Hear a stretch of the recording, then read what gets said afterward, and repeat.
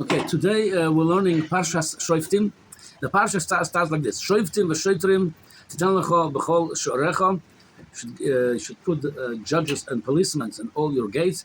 Asher Hashem natan lecha lishvatecha, that the gates Hashem gave it to your tribes. V'shoftu es ha'om mishpat tzedek. You should judge everybody with justice. Okay, so I want to pay attention today, put an emphasis over here on a few words. The lashon of here Shoftiim titen lecha. It's like a singular language. It doesn't say titen lochem, it's plural, like as a community. It talks about an individual of here. Shoftiim titen lecha. To which individual he talks of here, and then it says in all your gates that Hashem gave it to your tribes. Again, that says tribes also in a singular language. It doesn't say l'shiftechem, l'shvatecha. So we're going to see like this. Especially now, we're coming with this parsha always. Tonight is already Rosh Chodesh Elul. We're coming soon to Rosh Hashanah, Yom Kippur. So there's a hint of here. Besides that, we have to have a pipshat in every place we have. We have to have a justice system. We have to have judges. We have to have policemen. Otherwise, if you don't have that, the place is going to be a jungle. People have to know that there is a law, that there is an order, but also it hints on every person as an individual. Because Shlomo HaMelech says that the person is a ir ktana, a small city. The body of the person is a small city, a small world. So it says like this: Shoftim v'shoitim. You should have judges and policemen in your own gates, meaning in the person's kingdom. The person is a little king, is a king on his own body, and you should have judges and policemen. Now, what do the judges and policemen? The judges is the one makes the law. He's the one knows the law.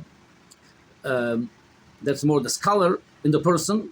And that's the person that knows from right and wrong. And then you have a shoiter, a policeman that enforces the law. The judge does not enforce the law. It has the law comes, the police helps him to enforce the law. In the person have to be both. You have to have in your mind the shofet, the judge that knows right and wrong. And how do you know that? You have to look in our manual for life. It's Torah. That's over there what's right and wrong. And after what you know, it's not enough to know, but you have to now enforce it through your own policeman and your own body, that you have to force yourself, be disciplined to do the right thing. B'chol shorech, and all your gates, Asher Hashem natan lishvatecha, Hashem gave to your tribes. Now, what it means over here to your tribes is like this. Before I'm going to explain this pasuk, I want to go. The last week we read parsha of parshas Re'eh. Twice in Torah we read about kashrus. Parshas Shmini, it's more detailed over there, but we'll also go over it in parshas Re'eh. But last week we read about the non-kosher bird. One of them is like this: the non-kosher bird, Chasida, v'ha'anofa lamina. That's the two birds. Chasida is one, anofa, it looks like another bird. They are not kosher. Now, it's interesting. The Gemara in Chulin, the Gemara says, it talks about those two names, Chasida and anofa. The Gemara says, it's not showing your whole face. The Gemara says it's this, really the same type of family bird. The Gemara says like this: here, Amar Rav Yehuda, a Chasida zodayo levana. There's a bird called dayo levana, white dayo. That's the name. Lama nikra shmo Chasida. Why they call that bird Chasida? Shoyso Chasidus im chaverosaya. It does a lot of favors, Chasidus with their friend. And Rashi brings mechalekes mezanosaya. It doesn't eat. That bird doesn't eat on its own. It takes its food and shares it with the friends. That's why I call Chasida from the word Chesed, Chasidus. It knows how to share with others. Then what's Va'anofa? Va'anofa is a Dayo Rakzanis. It's the same bird, Dayo, but that's the first one, Dayo Levana. Why Dayo? This was Dayo Rakzanis, an angry bird. The Lomanish Shishma Nikra Anofa. It looks like the original name was Dayo. Why Dayo or angry Dayo? But then they add to one of them, they add Chasida because she does favors with her friends. The other one called Anofa. And why they call it Anofa? Shemana Efesim Chavarosaya. This bird being immoral with her friends. Melosh Niyuf, immoral. So it's interesting. Those two are connected. They are from the same family, Chasida and Anofa. Now, what's going on over here? The question is, I spoke about it many times, why, if the bird is so good, it does chesed with its friends. It's a beautiful name to a bird, a Chasida, a beautiful name. It represents chesed, kindness, goodness. So why it's not kosher? The good nature of the bird that shares the food with others, the reason it's not kosher because it makes only chesed with chaverosaya. Only to its own circle, it's nice to. To people out of its own circle, it's very nasty. It's not nice. And that's why that is not kosher. The real true chesed, the person is about chesed, he helps everybody. He doesn't say, I'm only helping 5 people in my life, everybody else I don't care for. A real Baal Chesed is going to help anybody who comes his way, needs help. He's going to help him. That's not a good sign. That's Chassidus, that you're only helping your own type. But there's another thing to it.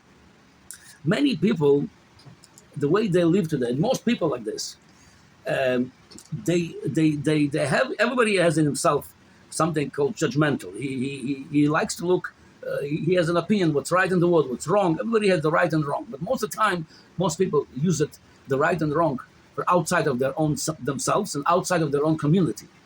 They feel if something happened wrong with me or in my family or in my community, it's not so wrong. We are right. We cannot be wrong. I cannot be wrong. Because a person loves himself. The Gemara says, why it's called, in this parsha, don't take a bribe. The Gemara says, what's a bribe? Miloshen chad. Shechadu, it's one. The minute you take a bribe, you become one with the person gave it to you, and the person, if you get one with him, a person doesn't see any defaults on himself. He is always in his own eye, he's a righteous, self-righteous person. Something in the community. If it's my community did something wrong, it's not wrong. My community doesn't do anything wrong. And that's the Chasida. The Chasida, it's very nice with its own community. Chaveroseya, Anash, this is our circle. We don't do mistakes. We're not wrong. Others are wrong. So people use their being judgmental on others, and they're nice to themselves. They understand themselves better. They love themselves. It's natural, yeah. And that's why the second name is Ha'anofa. That could be so immoral, so low, they don't even see it. We are Hasidim, they say. Immoral, new, God forbid. We're Hasidim. We don't do anything like this. It's only others. So that's what the Pasuk tell you here. Shoftiim v'shoftiim v'ten lecha b'chol sharecha. Be judgmental on yourself. Be a judge on yourself, not on others. Asher Hashem ten lishvatecha. Hashem, to your own tribe. You start with your own tribe being judgmental, not on others. If you only judgmental on others, you, that bird Chasida, that's not kosher bird. You don't start from others. And it's interesting, in Maseches Yuma, we see how the Kohen Gadol on Yom Kippur, the holiest day, the holiest man, he would daven to Hashem and ask, Yom Kippur, Yom Mechila v'Kapara, he asked for forgiveness. How did he ask for forgiveness? He had 3 chapters, 3 sections, how he asked for forgiveness. The first one, he asked for forgiveness for himself and for his family, which is, the Gemara says, based on the Ishtai, for his wife, for his family. After he's done with that, doing tshuva for himself, for his family, then he asks a tshuva, a kapara, for himself, for his family, and for his tribe. Now you expand your mechila for your tribe. When he's done with that, now he's asking mechila for himself, for his family, for his tribe, and for the whole nation. Meaning a tshuva does not start by criticizing others, by teaching others, by telling others you are wrong. No, it's exactly the opposite. Tshuva starts with yourself. I'm asking mechila for myself. I need to correct myself. Then after I could go now expand myself further. Now I go to my family. After I went to my family, now I go to my tribe. After I'm done, now I go to the whole nation. The famous story that Reb Chaim Tzanzer, when he was young, he was a huge Talmud Chacham, a very holy man, and he was very energetic. He said when he was growing, he says, I think I'm going to fix the whole world. He was so energetic. I'm going to make a spiritual revolution in the whole world. As he grew up, you become older, you become not so energetic anymore. He says, you know what? He says, the world is too big for me. I'm going to just do my region. I think it was Galicia, his region. I'm going to fix the whole Galicia. The world is too big for me. As he grew a little bit further, he says, this is too much for me. I can't handle the whole Galicia. I'm going to deal with my own city, Tzanz. I'm going to fix Tzanz. And as he grew even older, he says, even Tzanz, it's too much for me. I'm going to work to change myself, to better up myself.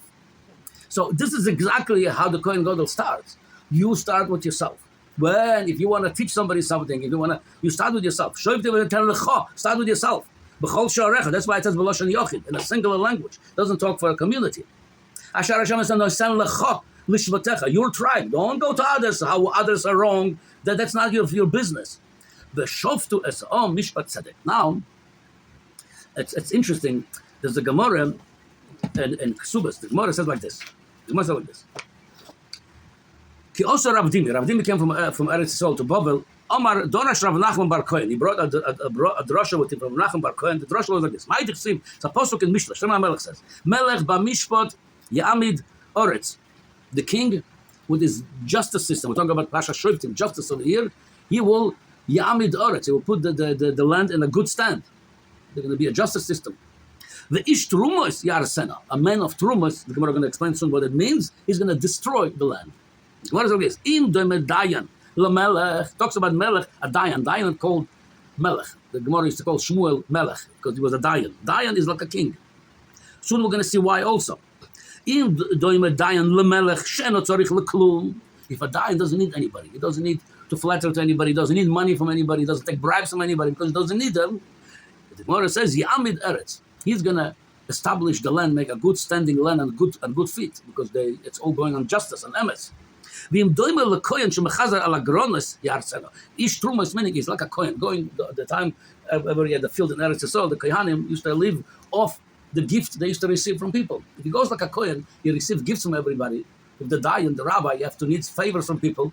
Everybody supports him. How could he be a dayan? He's going to destroy the land because he doesn't have a justice system. You have to flatter to everybody. He's not a king. A king that doesn't need you. He's rich on its own. So what you see from here, in order to be a good judge, you have to be at the level of a king.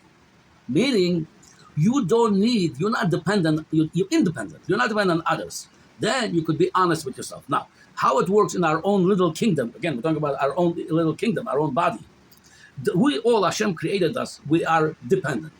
We're dependent on air, we cannot live without air, so we are dependent on air. We're dependent on water, we cannot live without water. We're dependent on food, we cannot live without food. We're dependent on sleep, we cannot go without sleeping too long. But the dependency, by some people, it goes even further. Some people depend on alcohol, on drugs, and so on and so forth goes. So the more you are a king, you don't need anybody else. You don't need other things. The minimum we need to eat, we need to drink, we need to breathe. That's the minimum you need. But something you don't need, and you act like a king. I don't need that. I telling you, I'm not going to eat this. I want very much. I see the piece of cake looking at me, but I'm not going to eat it because it's not healthy or because it's not kosher. Then you show you're a king. I don't need it. I'm not dependent on you.